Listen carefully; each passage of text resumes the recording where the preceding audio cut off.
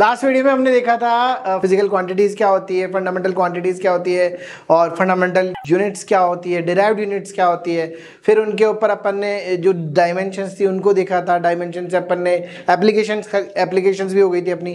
ठीक है, अब आज देखेंगे एरर, जो कि इस चैप्टर का सबसे लास्ट टॉपिक है ना। ठीक है, एरर का मतलब क्या है कि भाई एरर को ऐसे समझ सकते हैं, कोई भी मिस्टेक का मतलब कैसे हो गया, किसमें मेजरमेंट में मिस्टेक, किसमें मेजरमेंट में, यानी कि अपन ने जो चीज मेजर करी है उसमें कोई भी तरीके की कोई भी मिस्टेक आ जाए, छोटी सी मिस्टेक आ रही होगी ना तो एरर कहलाएगी। ठीक है, यानी कि any uncertainty in the measurement of any quantity is called error, वो एरर कहलाती है। ठीक है, तो अलग अलग तरीके के, अच्छा आज के टाइम पे या फिर कभी भी देख लो, कोई भी चीज देख लो, अपन बताया ना एग्जैक्टली कुछ भी नहीं होता, हर चीज में कोई ना कोई एरर होती है। ठीक है, फिक्स है वो चीज कि एरर तो होगी। अब कैसी कैसी एरर होगी, पहली चीज सिस्टमेटिक एरर। सिस्टमेटिक एरर यानी कि सिस्टम की एरर कैसे, या तो जैसे सपोज करो कि कोई वैल्यू है 3.43, ये किसी की एग्जैक्ट वैल्यू है। ठीक है, या तो इस वैल्यू से थोड़ी सी क्या आ जाए, कम आ जाए, 3.40 बार बार वही आ रहा है, 3.41, 3.39, 3.38, इससे क्या आ रही है, सारी वैल्यूज कम ही आ रही है। और या फिर क्या हो रही है, इससे ज्यादा आ रही है, 3.44, 3.45, 3.46 काइंड ऑफ। ठीक है, तो ये जो ऐसी एरर होगी उसको बोलेंगे सिस्टमेटिक एरर, यानी कि जो सिर्फ और सिर्फ या तो नेगेटिव ही रहे या फिर पॉजिटिव डेविएशन रहे। ठीक है, दोनों डेविएशंस में अगर जा रही होगी तो उसको क्या बोलेंगे अपन, सिस्टमेटिक एरर। ठीक है, अब आती है next random error. Random error क्या होती है, रैंडम एरर का मतलब ये होता है या तो वो पॉजिटिव जाएगी या वो नेगेटिव जाएगी, मतलब वो ऐसा नहीं होगा कि भाई किसी एक में जाएगी, वो इधर भी जा सकती है, आधी इधर भी जा सकती है, मतलब कोई सी वैल्यू हो सकती है। जैसे मान लो 3.43 फिक्स है तो अपनी 3.40 भी आ गई, 3.44 भी आ गई, 3.46 भी आ गई, 3.38 भी आ गई, ये ऐसे कोई भी वैल्यूज आ गई तो उसको क्या बोलेंगे अपन, रैंडम एरर बोलेंगे। ठीक है, नेक्स्ट है पर्सनल एरर। पर्सनल एरर यानी कि अपनी खुद की एरर है, कैसे कि अपन ने उसको ढंग से उतारा नहीं, या जब अपने को रीडिंग उतारनी थी उस टाइम पे अपन ने देखा नहीं ढंग से। ठीक है, तो वो पर्सनल एरर हुई। इंस्ट्रूमेंटल एरर जो इंस्ट्रूमेंट की वजह से होती है, यानी कि जो इंस्ट्रूमेंट के अंदर कुछ ना कुछ छोटी छोटी मिस्टेक्स हो जाती है, वो वाली एरर्स, वो instrumental. Least count error, least count को समझो। लीस्ट काउंट मतलब फॉर एग्जाम्पल अपने पास स्केल होती है, तो स्केल के अंदर 1 से लेकर जैसे 0, फिर 1, फिर 2, फिर 3, फिर 4, फिर 5 सो ऑन। ठीक है, इसके अंदर कितनी होती है, 1, 2, 3, 4, 5, 6, 7, 8, 9, 10 ऐसा होता है। ठीक है, तो मतलब क्या हुआ कि अगर मेरे को इसी स्केल पे बताना हो कि 1.43 कहाँ पर है, तो 1.43 अपन क्या बोलेंगे, 1.1, 2, 3, 4, फिर 5, 6, 7, 8, 9, तो 1.43 कहाँ होना चाहिए, यहाँ पे 4 के और 5 के बीच में। तो अपन एग्जैक्ट तो बता नहीं सकते, क्योंकि अपन इसके अंदर एक ही चीज करेंगे कि या तो बता देंगे 4 पर या बता देंगे 5 पर, दोनों में से एक ही चीज बता सकते हैं। तो ये जो इस टाइप की जो एरर्स होती है, लीस्ट काउंट की एरर होती है, इसको क्या बोलते हैं, लीस्ट काउंट। मतलब जो अपन ने बाद वाला उसको काउंट किया ही नहीं, बिना उसके अपन ने रीडिंग ले ली कि भाई ठीक है ये हो सकता है, यहाँ पर इसकी हो सकती है, तो अप्रोक्सीमेशन लेके अगर अपन चलेंगे तो उसको बोलेंगे least count error. Okay, last आता है जीरो एरर। जीरो एरर का मतलब समझो, जीरो एरर का बहुत इंपॉर्टेंट चीज है जीरो एरर। जीरो एरर का मतलब ये कि अपने पास जो स्केल है ना, जो भी अपन ने जो इंस्ट्रूमेंट अपन यूज कर रहे हैं उसकी जो रीडिंग है ना, इनिशियली स्टार्ट 0 से ना होके किसी और नंबर से हो रही है, 0 से ना होके किसी और नंबर। जैसे कि मान लो अपने पास एमीटर होता है ना, तो एमीटर के अंदर क्या होता है, जो जैसे ही वो स्टार्ट होता है तो वो 0 से नहीं होता, 5 से स्टार्ट होता है। ठीक है, मतलब क्या हुआ, वो 0 से स्टार्ट नहीं होता, उसको क्या बोलेंगे, जीरो एरर। ऐसी चीजें जिनके अंदर इनिशियली 0 से स्टार्ट नहीं होती है, ऐसी वाली जो भी इंस्ट्रूमेंट होगी ना अपने पास, उनमें रीडिंग इनिशियली क्या होगी, reading initially does not start with 0, start with 0। ठीक है, ये ध्यान रखना है, जीरो एरर है ना, सबसे इंपॉर्टेंट है। तो ये इस टाइप की एरर होती है। अब इसके बाद में अपन समझेंगे एब्सोल्यूट एरर क्या होती है। ठीक है, एब्सोल्यूट एरर के ऊपर जो कैलकुलेशन होगी, एडिशन के अंदर क्या एरर होगी, सबट्रैक्शन में क्या होगी, मल्टीप्लिकेशन में क्या होगी, डिवाइड में, ये सब एरर देखेंगे। ओके, ठीक है, नेक्स्ट है अपने पास में इन एरर को किस तरीके से कैलकुलेट किया जाए, तो उनके लिए क्या क्या फॉर्मूलाज होते हैं और क्या क्या चीजें होती है वो देख लेते हैं अपन। पहला है एब्सोल्यूट एरर, दूसरा है रिलेटिव एरर और तीसरा है परसेंटेज एरर। ठीक है, तो एब्सोल्यूट एरर, रिलेटिव एरर, ये सब अपने पास कैलकुलेशन के लिए आता है एग्जाम में। ठीक है, तो जैसे फॉर एग्जांपल अपने पास कुछ मेजरमेंट्स गिवन है इन सेकंड्स क्या क्या 4.60, 4.5, 4.52, 4.4, 4.71। तो अपने को निकालना है absolute error, relative error, percentage error, तीनों निकालना है। ठीक है, तो सबसे पहले क्या करते हैं अपन, लिख लेते हैं T1 इज इक्वल टू कितना है 4.60, T2 कितना है 4.50, T3 कितना है 4.52, T4 कितना है 4.40 और T5 कितना है 4.7। ये अपने पास 5 मेजरमेंट गिवन है अपने पास। ठीक है, सबसे पहले क्या करेंगे अपन, इनका मीन निकाल लेंगे। क्या करेंगे, मीन निकाल लेंगे। ठीक है, तो अपन मीन को बोलेंगे T। ओके, तो T is equal to T1 plus T2 plus T3 plus T4 plus T5 divide by 5। इन सबको ऐड कर लेंगे अपन यहाँ पर 4.6 plus 4.5 plus 4.52 plus 4.4 plus 4.71 divide by 5। ठीक है, यहाँ देखो 0.5, 0.4 इन सब के बाद केवल एक ही नंबर है, 3 आ गया यहाँ पर, 2 और 1 3, 7 और 4 11, 11 and 5 11 and 5 16, 16 and 5 21, 21 and 6 27, carry 2, तो 4 5 जा 20 and 2 22।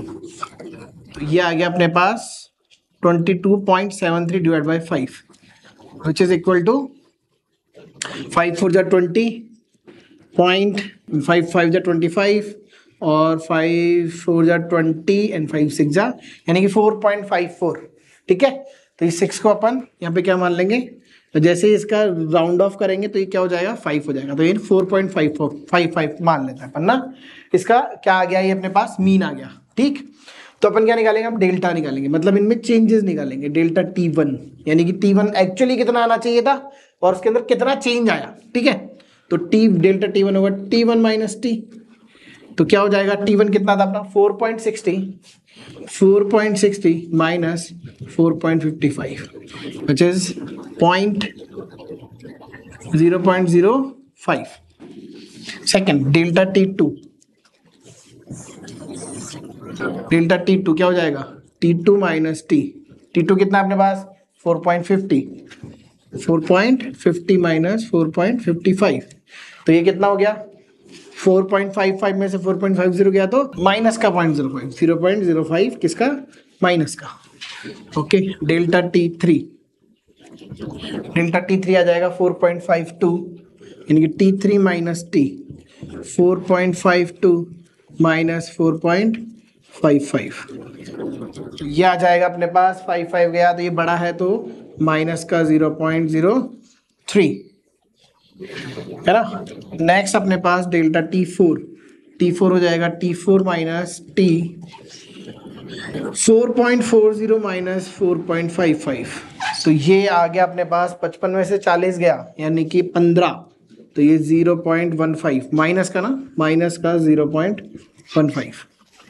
नेक्स्ट है डेल्टा T5 माइनस T, ये आ गया अपने पास 4.71 माइनस 4.55, तो ये आ जाएगा 11 में से 5 गया 6 और 6 में से 5 गया 1, तो ये प्लस का 0.16।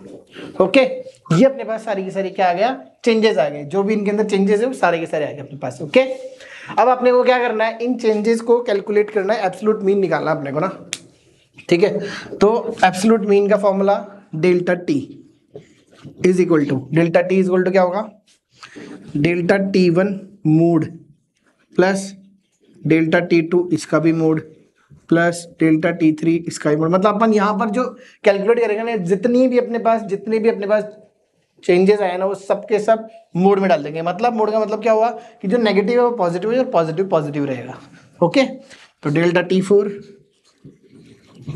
Plus delta T5 divided by 5, तो ये सारे के सारे लिख लेते हैं अपन 0.05 plus 0.05 plus 0.03 plus 0.15 plus 0.16 divided by 5।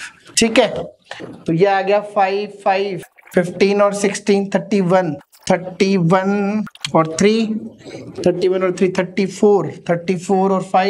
34 और 5 अपने पास आ गया 39 और 5 44 यानी कि 0.44 डिवाइड बाई 5, तो ये आ गया 0.088, यानी इसको बोल सकते हैं 0.09। अच्छा, और ये जो पूरा जो है ना, ये पूरा ये किस में आता है? ये प्लस माइनस में आता है। किस में माना जाता है इसको? प्लस माइनस में। ठीक है, तो ये जो आंसर आया ना, किसमें आएगा? Plus minus. प्लस माइनस 0.089, ये क्या होगा? ये होगा अपने पास में एब्सोल्यूट एरर।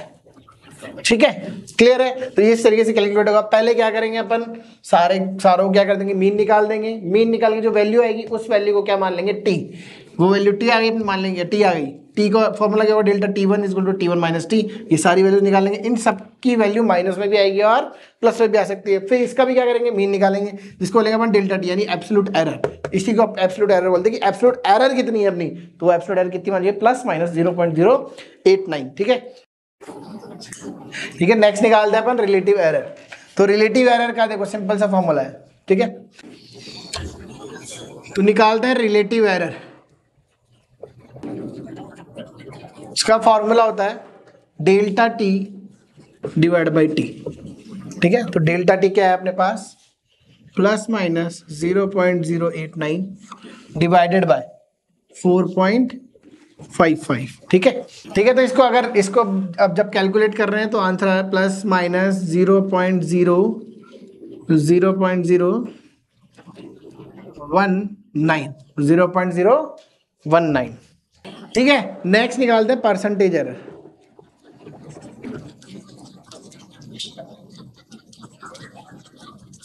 इसमें क्या है? सिंपल सा है, delta T divide by T multiply 100, बस। तो क्या आ गया? डेल्टा टी डिवाइड बाई क्या आ गया है? Plus minus 0.019 into 100। तो ये कितना आ गया? जैसे 100 से इंटू करेंगे तो ये आ गया अपने पास प्लस माइनस 1.9%, प्लस माइनस 1.9%। ठीक है, तो अपने पास सब चीजें निकाल ली अपन ने। एब्सोल्यूट एरर भी निकाल ली, रिलेटिव एरर भी निकाल ली, परसेंटेज एरर भी निकाली। तो अपने पास एट द एंड कितनी एरर आई? यानी 1.9% ऐसी चीजें हैं जो मिस्टेक है। ठीक है, क्लियर है? तो इस तरीके से आपको एरर वाली चीजें करनी है। एरर वाली कैलकुलेशन के अंदर यही करना होता है, कोई ज्यादा हार्ड चीज नहीं है। रिलेटिव एरर भी बहुत सिंपल है, परसेंटेज एरर भी सिंपल है। बस फॉर्मूला याद होना चाहिए कि पहले क्या करना है, फिर क्या करना है, देन फिर क्या करना है। ओके।